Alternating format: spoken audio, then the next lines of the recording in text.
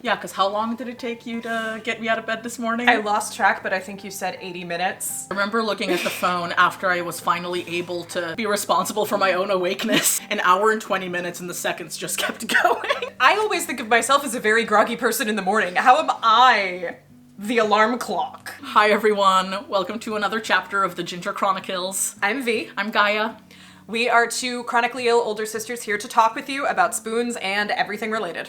Today I wanted to talk with you guys about, and also bring it up to V because I thought it was an interesting topic, about how there are so many different words for tired, and that's very applicable to me as someone who deals with a tiredness, sleep-related chronic illness, and I have like really strong feelings about that having more words is just better for existing with something that has so many nuances. I think if you're chronically ill, it's really interesting to notice what sort of personal word bank you start having to describe your existence. All the different flavors of tired. Yeah. Or I guess in my case, all of the different flavors of pain. I have fibromyalgia, which has the tired component and also the ow component. I'm diagnosed with idiopathic hypersomnia and other sleep-related nonsense. All of that means is that my sleep doesn't work well. And by doesn't work, do you mean just goes on forever? I have a bucket with a hole, and the hole is just the bottom of the bucket sometimes. As far as fatigue, I have dice that I can't see, and they get rolled every morning, and I wake up, and I get what I get. Wow. And it doesn't necessarily have anything to do with how I slept, although if I slept badly or in a weird position, then yeah, I can wake up in a lot of pain if I slept on a shoulder funny. I have no idea what it's gonna be. See, you said fatigue. I said that's fatigue. One of the words. That's the word that's like most medically applied to this component of fibro. Medically applicable, for example, could be different than socially applicable. Telling my mom that I'm feeling really sleepy, so I can't really have a full phone conversation right now, is different than me telling my doctor that I'm lethargic to the point of, like, you know, not being able to use my body. It's so helpful to have these vocab words for me. And we'll go through later. I have just a few that we'll talk about how we use them. Why do I think we can all relate about this? So pardon me as like I flail a little bit about language. Why is it powerful in the first place? The theory of linguistic relativity, which I promise you don't, sorry for bringing up academics. Didn't sleep through that class, which was nice. The theory of linguistic relativity says that our languages actually affect how we think and how we perceive our world. Sure, it's one thing to be able to tell, you know, anyone else, friends, family, doctors, you know, fellow Spoonies, about what I'm feeling. It's also just so helpful as to how I think about my own daily experience of being tired. Anyone who's read 1984, there's a lot in there about the intentional limiting of language and the level of detail you can express as a tool for limiting diversity of thought. So really, this video is anti-fascist, is what you're saying? A really fun example I always go back to, and I think is really applicable here, is the word redheads. Someone who naturally had hair my color would be called a redhead. Right. Except my hair is orange. I'd bully you for being a redhead right now. Doesn't have to be natural. I believe that. English didn't used to use the word orange for color. It was first introduced to us English speakers as a fruit. So people would just look at orange hair, like yours, and would just say, that's red. You're a redhead. If I was like a seamstress, or I don't know, I was trying to dye your hair in 1520. And I was like, oh, what color do you want? And you were like, red. And I'm like, cool. Let's start figuring out what you mean by that, like pinks and maroons and, like the cherry fire truck red and oranges, and that would all sort of be red. And they could see all the differences, right? Like it's not an actual perceptual difference. Someone who had the need to differentiate between these reds would have the language for it. Yep. And that's why for me, tired, I need to have that word differentiated because I deal with it so much. Tired is red. And there's every possibility of somebody going like, oh, you said red. That's the same thing as the thing I think of as red. And you're actually talking about two different things and you're not gonna end up understanding each other very easily. That's exactly it though.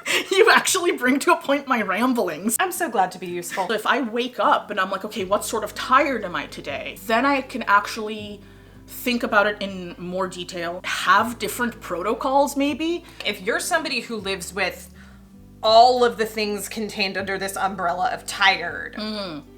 Constantly. You need that differentiation because you need to figure out like, well, how is it going to affect you and how can you manage it? Right. You have this for pain.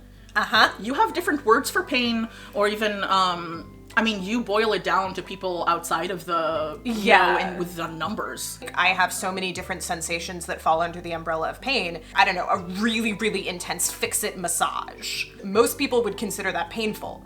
And for me, it is such a different sensation to say my fibro pain or an injury or some of the medical treatments I have to have done. It's such a pain to get medically treated for chronic things. You say, doctor, I'm feeling this every day. The more words I come equipped with going into a medical setting, the more use and utility I'm able to get out of the professional. Hi, I have all these different shades, I have all these different types, these are all the different ways I'm feeling, different things cause them, and the more language you have, the more you're able to communicate, and the more the other person is hearing that, oh my gosh, this has so much effect on their life, that they have all these different nuances, that they're keeping track, that they're feeling all of this. They don't just come in and say, I'm tired, which, you know, shouldn't be how it works. Shouldn't be how it works. Shouldn't be on the person. The more people that have that information, the better treatment we're all likely to get. We've been talking a lot of theory. I wanted to go through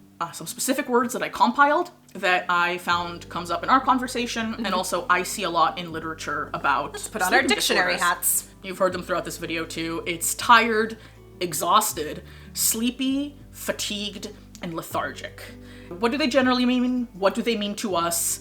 And then I'm interested, what do they mean to you? Because language is super personal. First off the bat is the word tired. The most common Wonder Bread big umbrella term. What's tired for you, V? Tired is what I say when it's because of something I did. Like, did I not sleep very well? Did I get a lot of exercise? Did I use a lot of brain power? And it can be addressed by something I will do. Rest, sleep, a good meal, and it will be causal. I'll stop being tired once I address the problem, or if I don't do the thing again in the future. There is what I call like an earned tired, which is, I think, what you were talking about. However, I also live in a constant state of tired, which doesn't super matter what else I do. Where are you on your scale right now? Honestly, took my meds today. You all made me coffee on top of that. I'm a little bit like anxious that we're filming, so I'm low. I'm like a 3. Nice. Yeah. Like, could I go off to the side now and take a nap? Always. The next level I want to bring up is exhausted. Exhaustion is the next level of tired. It accumulates and becomes more immediate. If I'm like on a 7 or above on my tiredness scale, I'm exhausted. And if you try to make me move too much, if I try to do too much, I will cry. There's also an exhaustion of like, I don't know, a really long day or week or something. Like you just push too far and you use up too much of your reserves. And theoretically, it's like tired where you can recover from it, but again... Well, first you've got to build your reserves back up. It's like going way far in the red with something. Yeah. And like anything you try to do while you're in that state is going to take not just a little more effort, but many times more effort. And you got to have the recovery time to build yourself back up to even before you have anything to work from again. Whenever I travel, I crash for a full week after that. And the first few days I am exhausted. Drink your water. Drink your water, drink your tea. Eat your snacks. Eat something salty if you gotta. Friggin' hydration break. Okay, so next up is I want to talk about sleepy, as the internet calls it, eepy, the internet scholars, if you will, separately from tired, because sleepy, very specifically for me at least, is the feeling you give into in order to fall asleep, and it's different than the feeling of needing sleep. People with insomnia, you'll relate to this, right? Of like, you need sleep. You're tired, you're exhausted, but you're not sleepy. You're not able to fall asleep. I also think of overtired toddlers, right? Who get the zoomies. Like, they've stopped feeling the sleepy. They've passed the sleep gate. That's what it's called. If you guys have sleep disorders, you probably relate. I am so used to pushing through being tired that I will often also accidentally push through being sleepy. at a time where it's actually convenient to go to sleep. Then it comes time to actually sleep, and you don't have that urge, and you can't give in to anything to go to sleep. So I have a couple friends with CFS diagnoses. What does CFS mean? CFS, chronic fatigue syndrome. One of them will talk about like be sleepy and go to sleep and take a nap, but I won't wake up feeling restored. Right. Because it's not coming from a need to sleep. The other one is talked about feeling sleepy and napping to conserve energy, because then they're not expending energy on staying awake. It doesn't restore them, it just drains them less. I think I know who you're talking about. You know who I'm talking They've literally about. described it as sleep mode, like for electronics. My side of the family is more the narcolepsy side of things. Narcolepsy is our celebrity illness. Yeah. Next up, lethargic. This word doesn't come up, I think, in like common conversation. I'm not just like, oh mother, I'm feeling so lethargic today. This is a bit of a keyword in getting some people to listen to you, because medical people are trained to say that someone is presenting lethargic when that person is slow to respond or to process input, right? Like the whole system is kind of suppressed. So it's like depression, but it's your body. Yeah, like a very depressed feeling. Like sleep meds or alcohol are supposed to be like depressant drugs, like that push your nervous system kind of down. If you just kind of have that going on naturally, medical people will say that that presents as lethargic. A great description for it is kind of like the moving through molasses. Or it's that thing in the morning when you wake up, and if you have like really strong sleep inertia, meaning you have a really hard time coming out of sleep and waking up, you can be lethargic for a while, where it's like really hard to form thoughts, you're super groggy, it's like hard to clench your hands, you can have like kind of a feeling like your lungs aren't really wanting to fill up all the way. That was you this morning. Yeah. When I'm experiencing the mental component of the lethargic feeling, that thinking feels like walking through a swimming pool, it takes that much longer to think in complete sentences. In extreme cases for the physical sensation, there will be a plate of food on a table right next to me, and it will be a struggle to find the energy to even pick up the fork, take a piece of food, put it in my mouth, chew, and swallow, like running a mile. Everything is so heavy. It's like I've got weights on everything. Yeah. Now I think we've come to the chronic illness bread and butter. The first bookend was tired. And that's sort of the general use. Yeah. This word I feel is the other bookend. Yep. And that word is fatigue. What is fatigue to you? It's the thing that's always there. It's the thing that rolls the dice in the morning. It's not causal the way tired is. I can have a horrible fatigue day even after getting a full night of great sleep, and I just don't have energy. And if I push it, then I can end up with that exhaustion where I've put myself in the red. It does feel like a status condition. I laugh, but this thing is a knee buster. Fatigue really is a body felt condition. Yeah. It's your body being worn out, and then your system kind of has to compensate for that. We've talked about a constant feeling of discomfort. Yeah. Being just awake is uncomfortable to me. And that is fatigue in general. Sitting down sort of helps. Lying down feels so much better, even though that's dangerous territory for me.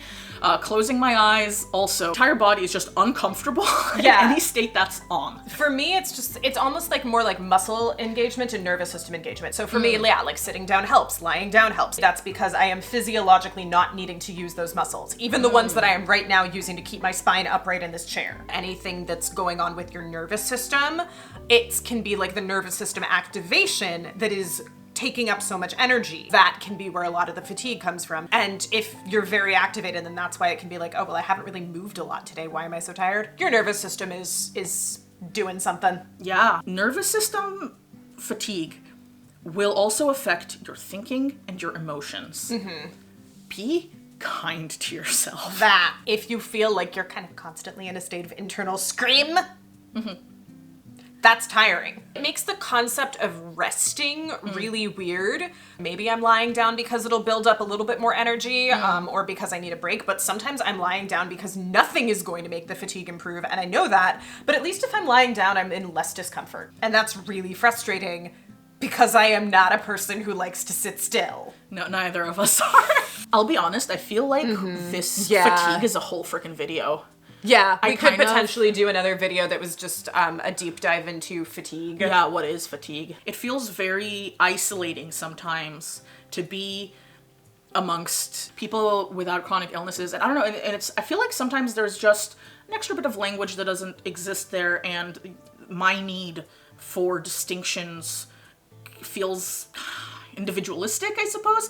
I really wanted to have this video to sort of connect with others and say out loud, hey, this is useful. You are not being pedantic. You're not being pedantic, you're not being overly verbose, and if you haven't thought about specifically looking for different words to describe your chronic illness and your symptoms, I think that would be a really useful tool for you. If you feel like you're struggling to be understood, it's not even necessarily on you. There is kind of a societal understanding gap. I'm interested in how you use these words, and honestly, if I can steal any of yours. We will be in the comments section taking notes. Because I do find that the more words I have for something, I can hold it in my mind, which means I can do something with it, right? It's not like this big miasma of, oh my God, I'm tired and I don't even know how to think about it. It's like, okay, I'm able to sort through this. I'm able to identify it. You don't have the confusion or the I don't even understand this, so how can I possibly do anything about it? You don't have that adding an extra layer of difficulty. Yeah. Language is both a tool for conceptualization. Now you have a better handle on this thing in your own head, but also as a tool for communication. You can express yourself better. You can navigate the world better. You can talk to medical professionals more effectively. You can talk to the people around you and close to you more effectively. That's kind of what this is for. Like both of us have trained the people that are close to us that like they sort of understand, oh, when I say it's a bad fatigue day, like the people close to me know what that means. Yeah. They can be better supports for me when they want to be supportive. They can be more understanding to me. If you're someone who's watching this video and you yourself don't have direct experience with chronic illness, but folks around you do, or maybe folks around you will in the future, you don't necessarily need to have the same mental like lexicon of words that maybe one of us does, but it gives you more ways of understanding these experiences that other people are having. Now you have a better understanding of what they might need. Are there any words that you use to describe all your different flavors of red or, whatever awfulness you're going through? Teach us. Tell us in the comments. Tell your fellow flare-up friends. You don't know them, but they're your flare-up friends down in the comments. You don't know them, but you will soon. Yeah. And if you liked this conversation we had, tell YouTube, hit the button. Hit the button, subscribe. We're gonna have more like this.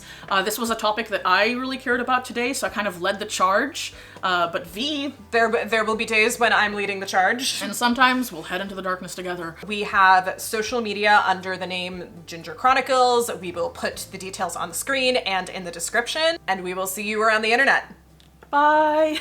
Stay cozy, flare-up friends. The hat collection's in the closet, sorry. Also, I don't know which one would be the dictionary hat. It's like a weird crime boss that every so often comes to collect. It's just kind of like, hey, you have a chronic condition. You've been doing everything perfectly, but I didn't want you to forget. Scroll break. Scroll break. The scrolls? The ancient scrolls, the texts, we've consulted them. Yeah, I mean, we're gonna read your comments, but so's the whole internet. That's including terrifying. Your fellow Spoonies. That's different. Yeah, no, tell